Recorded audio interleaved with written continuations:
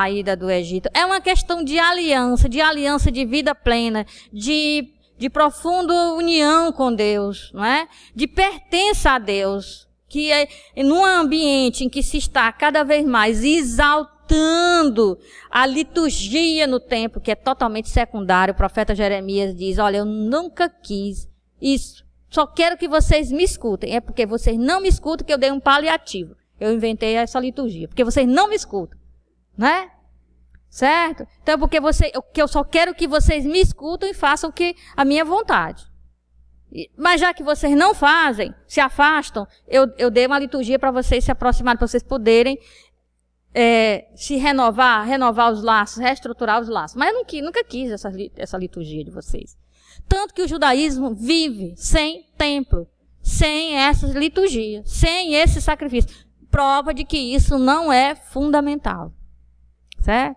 Agora, saber que se associa a Isaac e se consagra, é dado a Deus, é um povo que pertence a Deus, isso é feito numa refeição familiar, isso aí é um golpe num ambiente que está se exaltando templos e sacerdotes. É um golpe. Por que essa literatura dos jubileus não é canonizada?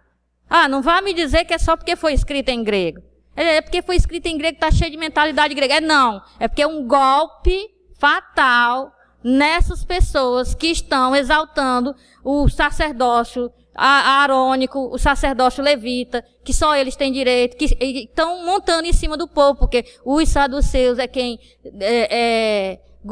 que fazem o julgamento contra o povo. Os saduceus é que diz que o povo está perto ou longe de Deus. Os saduceus condenam pessoas à morte porque não está fazendo a vontade de Deus. Os saduceus é que são os representantes lá do Império Romano e tem associação com o Império Romano para o Império Romano continuar mandando. Então é um sistema de padroado, gente. A união do poder político com o poder religioso. Aí vem essa literatura dos jubileus e corta isso e diz outra coisa. Diz: o mais importante da celebração da Páscoa é que nós somos filhos de Deus. Nós somos família de Deus. A celebração da Páscoa nos mostra que Deus é um da nossa família, é o nosso patriarca. E nós somos dele. Nós fomos dados a ele por Abraão. Quando Abraão deu Isaac. Ele é o nosso cordeiro pascal. Quando nós celebramos esse ritual, nós nos colocamos lá naquele altar em que Abraão colocou o seu filho. Pronto, isso é maravilhoso. Isso quebra com muitas coisas, certo? Isso torna um rito mais próximo da antiguidade. Quando Jesus assume isso, por que não tem lá Jesus o Evangelho não conta Jesus fazendo festa das tendas ou festa de Pentecostes? Não tinha que ir? Não era um bom judeu? Por que é? Por que é só a festa da Páscoa? Porque é família. Porque ele não é sacerdote levita. Porque é isso que ele pode fazer. Porque é isso que todo mundo pode fazer e todo mundo faz todo ano. Deus está elencando aos pais. Exatamente. Está dizendo, olha, o que era mais antigo era mais simples e aproximava mais de Deus. Porque numa ceia, se eu digo que Deus está comigo e toma a refeição comigo, que é uma proximidade maior do que essa? E é exatamente, aí Bento XVI colocou no livro Jesus de Nazaré, que ele diz: só posso entender a ceia pascal com a cruz, só posso entender a cruz com a ceia pascal. Concordo, só faltou a parte judaica, né? Só faltou a parte judaica, porque com a parte judaica isso fica muito mais visível. Porque lá na cruz, Jesus é a atitude de Jesus de morrer na cruz para nos proteger do mal. É a atitude que o Goel faz, que o irmão mais velho faz. Quando Jesus nos liberta do mal, nos liberta da escravidão do pecado, ele está fazendo o que o irmão primogênito teria que fazer por mim se eu caísse como escrava. Ele tinha que me libertar. Ele está fazendo uma atitude do irmão mais velho, a obrigação do irmão mais velho. Uma pessoa da família se tornou escrava, o primogênito tem que ir lá e libertar. Nem que ele tenha que morrer para isso, mas ele tem que libertar. Então, a morte de Jesus na cruz é exatamente a atitude do irmão mais velho para libertar os irmãos mais novos. Mostra o tanto que ele é nosso irmão, como diz a carta aos Hebreus. Ele é o nosso irmão. Não se envergonhe de dizer que seja nosso irmão, apesar da gente ter se escravizado, porque decidimos nos escravizar, né? Foi a opção nossa. Mas ele não se envergonha de ser chamado nosso irmão, porque de fato é. E agiu assim, como irmão primogênito, certo? Agiu como irmão primogênito. E aí, essa cruz, essa atividade de Jesus na cruz só pode ser compreendida quando ele deu o sentido da cruz na ceia pascal. Olha, isso aqui é para dar sentido àquilo que eu vou fazer. Isso aqui, eu sou o irmão mais velho, nós estamos tomando uma refeição junto com o nosso pai comum. Nós somos uma família, certo? Nós somos uma família. E não mais é Abraão que está doando o filho para Deus, mas é Deus que está doando o filho para Abraão. Entenda a ceia pascal de Jesus, entende a cruz. Certo? E entenda essas coisas que vêm do judaísmo. Então, agora é o retorno. Numa aliança, os dois não tinham que oferecer e matar o cordeiro? Bom, teve a vez de Abraão, que ofereceu o filho primogênito. Agora, se for uma aliança, é a vez de Deus oferecer o filho primogênito. E isso foi trabalhado pelos pais da igreja. Tem uma revista, RIBLA, Revista de Interpretação Bíblica Latino-Americana, tem um número, se eu não me engano, é o número 40, que ele é todo sobre a literatura judaica e cristã. E tem lá o sacrifício de Isaac e o sacrifício de Jesus. O que Abraão fez, Deus fez. Abraão deu seu próprio filho, o primogênito que ele mais amava, seu filho muito amado, Deus fez a mesma coisa. O Isaac carregou a madeira para o sacrifício, Jesus carregou a madeira para o sacrifício. E aí, Isaac consentiu, né? A literatura judaica diz que Isaac tinha 37 anos, não sei se Isaac tinha 37 anos, mas a literatura judaica diz isso, né? Os textos judaicos, não bíblicos. Revista de Interpretação Bíblica Latino-Americana, RIBLA, tem aqui na biblioteca da faculdade. Eu acho que é o número 40, não me lembro direito. Né? É uma coisa bem rasteira mesmo, para iniciantes. Não é para quem está mais avançado na situação, tá? Então, esse sacrifício de Isaac, ele é fundamental, o que se tornou o sacrifício de Isaac na liturgia e na literatura, não é? De Israel, para se entender aquilo que os cristãos dizem, e principalmente Paulo diz a respeito de Jesus. Tá? Bom, então o Isaac está dentro da primeira aliança. Para essa literatura que eu citei, inclusive para Filo de Alexandria, a primeira aliança para eles é feita quando Abraão dá Isaac para Deus. Então, Filo. Aí, para os cristãos, a aliança, a segunda aliança, é feita quando Deus dá o seu primogênito para a humanidade. Certo? Então, a Páscoa foi colocada num contexto de aliança, mas a literatura judaica ampliou a aliança e disse, não, só foi possível uma aliança lá com Moisés, porque o que o saduceu, o que o sacerdote firma é a aliança mosaica. E o que a literatura firma é a aliança com Abraão. Abraão vai ganhar um papel muito grande para compreender a fé de Israel no ambiente em que Jesus vivia. Quando Paulo diz que Abraão, nosso pai da fé, já é porque toda a literatura judaica já exaltou a figura e a fé de Abraão. Porque Abraão saiu dos ídolos para o Deus vivo e verdadeiro, a ponto de dar o seu próprio filho a Deus. Aí os gentios, quando deixam os ídolos para servir o Deus vivo e verdadeiro, entregando a própria vida na vida do filho que Deus deu para a humanidade, aí acontece a nova aliança. Está entendendo? Então, sem isso, não se entende a outra coisa. Então, a pessoa fica falando nova aliança, a missa, a ceia hebraica, a ceia de Jesus, né? Celebrar a ceia. Sem essas informações, não sabe nem o que está dizendo. Aí começa a dizer doidice, fazer doidice, não sabe o que está fazendo. Então, é mais para corrigir as doidices, né? Também, certo? Bom, então, isso aí tudo é literatura. Agora nós temos uma outra festa, que é a festa de Pentecostes. Meu problema quando for falar da festa de Pentecostes é que as pessoas pensam que eu vou falar da oração em línguas. E quando eu falo da festa de Pentecostes, eu falo da festa das semanas, que é lá do judaísmo, que é a fundação do povo como povo, e depois a fundação da igreja como igreja, né? E a atividade missionária da igreja. Então vamos entender um pouco o que diz a Bíblia e a literatura extrabíblica sobre essa festa de Pentecostes. Então, Pentecostes quer dizer 50º, 50 dias. Só isso, né? E a festa chamada Shavuot, que quer dizer semanas no plural, né? Então, era uma festa agrícola. Estão vendo que eu dei primeiro esses ritos e mitos anteriores à Bíblia, porque é uma questão de preservação da vida, né, na sua dignidade, né?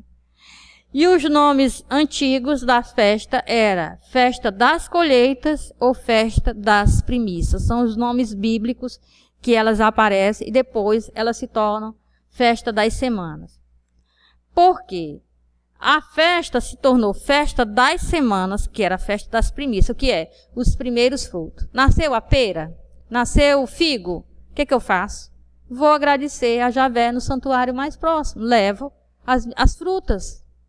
As primeiras frutas. Quando eu pego aquela cesta, coloco as frutas mais lindas, as primeiras frutas maravilhosas, e levo para o santuário, eu doei toda a colheita.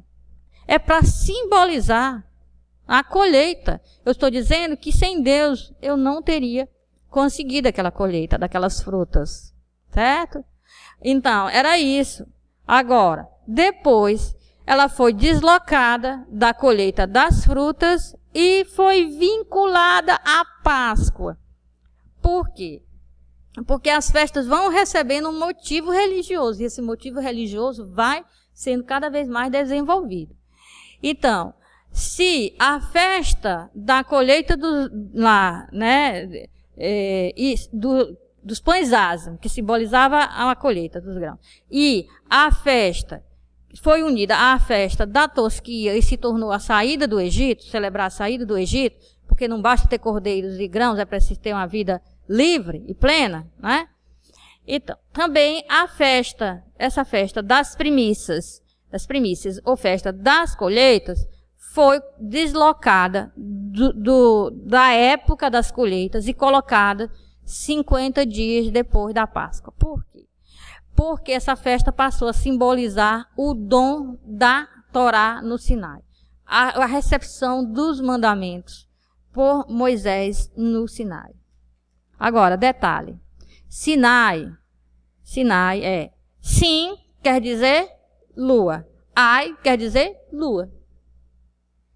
Bom, aí Moisés recebeu a Torá no Sinai. Então, o que ele diz? É preciso, então, no dia que Moisés recebeu a Torá no Sinai, quando Moisés recebeu a Torá no Sinai, Moisés passou 40 dias recebendo a Torá no Sinai. A pessoa diz, mas o que Moisés, que era tanto difícil para que Moisés ficar 40 dias lá? Aí os judeus vão explicar. É porque ele recebeu por escrito e depois a explicação de como colocar em prática. Certo? Então, veja só.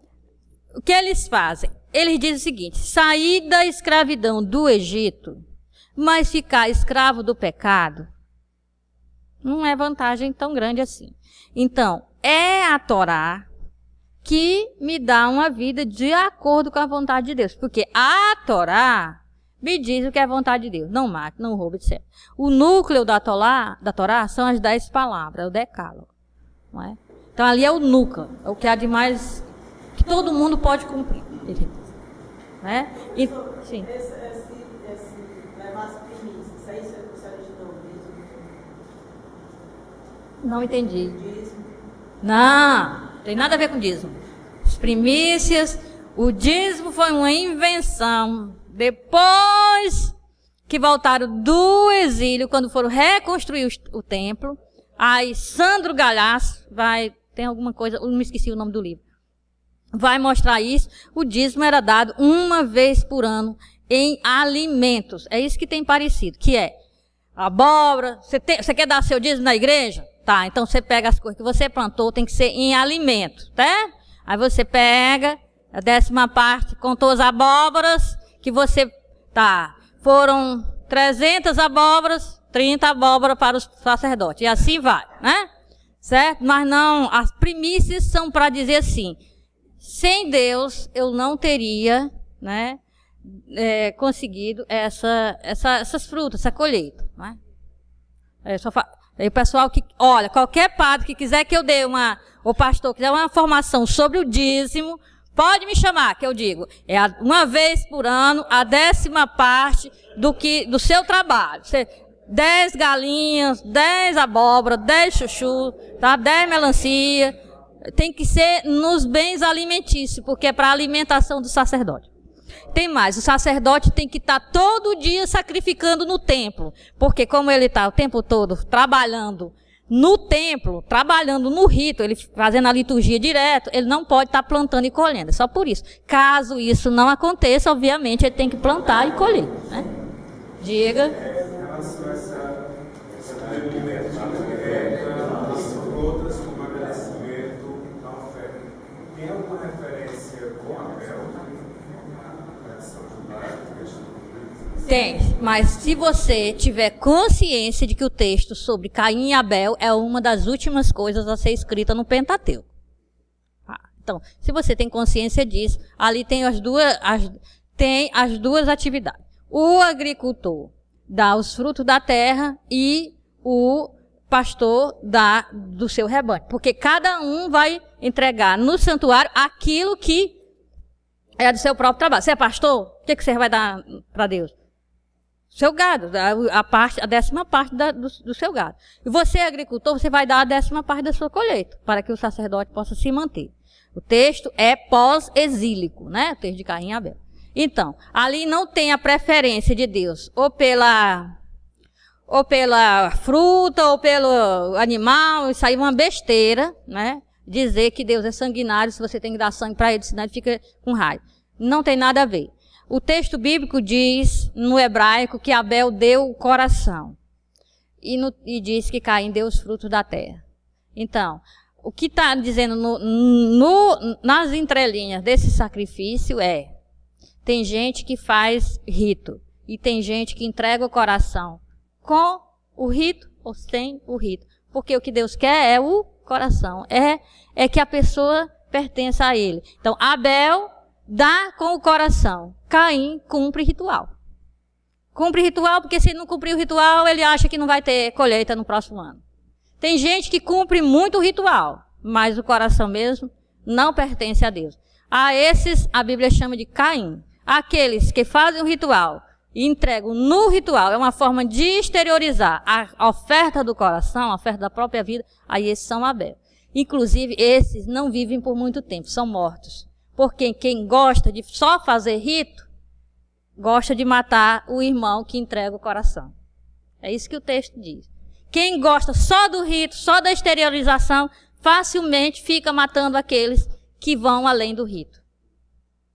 Porque tem certas pessoas que acham, que gostam tanto do rito e exaltam tanto o rito, e foi contra isso que Jesus lutou, que o rito coloca entre 4 paredezinhas, assim. Você tem que fazer assim, assim, assim, assim. Quando o rito é para poder nos ajudar a presentificar a libertação que Deus tem feito ao longo da história, a vida que Deus tem dado e nossa oferta de vida a Ele. É para isso que serve o rito. Se não, eu nunca quis nada disso. Nunca quis nada disso. Eu só quero que vocês me escutem. É isso que Deus diz. Tenho horror aos sacrifícios de vocês. Horror. Não interessa para Deus, não é? Deus não precisa de nada disso. Então, nessa festa que foi deslocada, não é? Fica assim, você vai contando o moi. Vamos falar aqui no nordestinês, cearense, Piauí, tem o moi de verdura, moi. Certo? Tem o moi. Então você pega o moi, né? O moi se chama Homer, não é? Então, você pega um moi de espiga, vai contando. Todo dia você leva, você separa um mói para Deus. Quando tiver 50 mói, tá com 50 dias, e aí você leva esses mói para Deus. As espigas do trigo. Certo? Então, por isso que é os 50 dias. Obviamente, isso quer dizer o seguinte, gente. Como é que se vai lá no templo de Jerusalém entregar esse trigo para Deus? Não é? Se Jerusalém é tão longe. Então, o que eu vou fazer?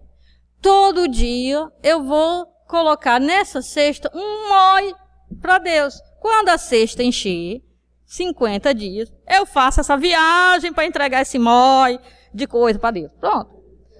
Assim, falando em cearense, todo mundo entende, não é? Então, o molho de espigas. São 50 molhos de espigas, 50 dias. Agora, isso aí era para agradecer pela colheita, mas foi dado o sentido religioso. O dom da Torá no deserto, não é? O dom da Torá que Deus deu para o povo de Israel. Não é? Então, o Talmud Blavy, quer dizer, o Talmud da Babilônia, no tratado chamado Peça, não é? 68, ele fala que o dom da Torá, em vez de colheita, ficou a Torá, né? A ênfase da festa ficou não mais na colheita, mas na Torá depois da destruição do templo. Porque aí não se leva para a sinagoga. Gente, ninguém leva primícias para a sinagoga, ninguém leva dízimo para a sinagoga, só se leva para o templo de Jerusalém. É preciso que o templo exista de Jerusalém para que exista dízimos e para que exista doação de coisas para o sacerdote. Se não, o que existe é partilha. No cristianismo não tem dízimo, tem 100%, não tem a 10ª parte. Os cristãos colocavam tudo em comum. Certo? No cristianismo não tem nenhuma norma a respeito do dízimo. Coloque em comum as suas coisas em comum. Agora, se você não tem condições de fazer como eu, que coloco tudo em comum, coloque aquilo que você pode em comum. Mas não tem regendo que é a 10ª parte, nem nada. Coloque em comum para a comunidade, para que a igreja funcione, aquela comunidade funcione, o bem comum funcione, não é? Certo? E que as pessoas que têm necessidade não passem necessidade. É colocar em comum. Não tem essa nomenclatura dízimo no cristianismo. Coloque em comum os seus bens. Eu coloco 100%. Me sinto bem com isso. Optei por isso. Não pode? Então, coloque o que você puder colocar em comum. Para que ninguém na comunidade passe necessidade. Para a comunidade não passar apertos. Não ter um lugar para ter um ambiente de formação. Não ter um lugar para estacionar. Não ter uma casa para onde se reunir. Coloque em comum.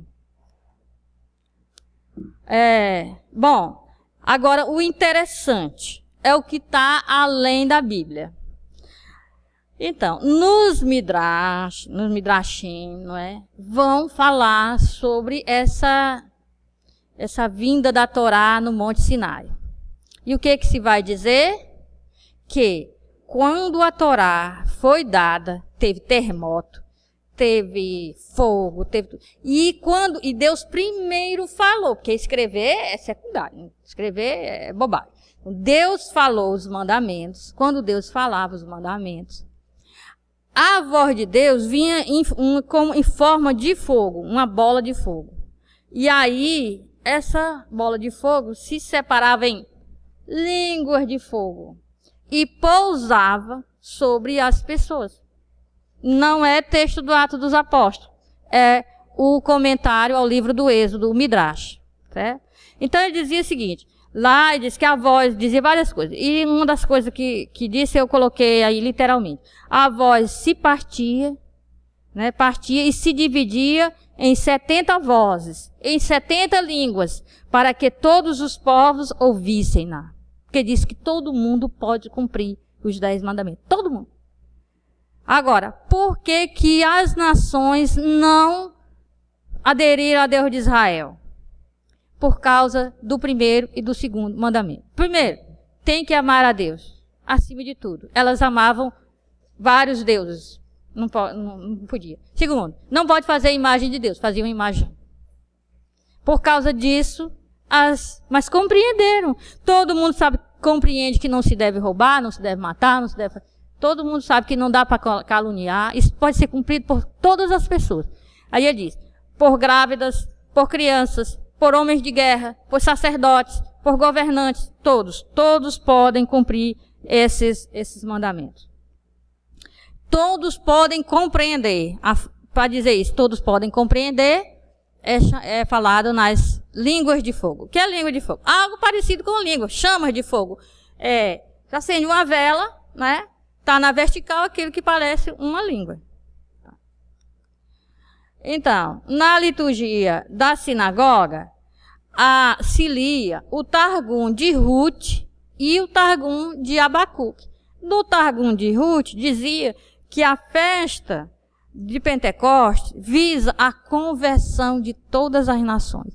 E que Ruth teria se convertido exatamente na festa de Pentecostes. Por quê? Porque o livro de Ruth fala da colheita.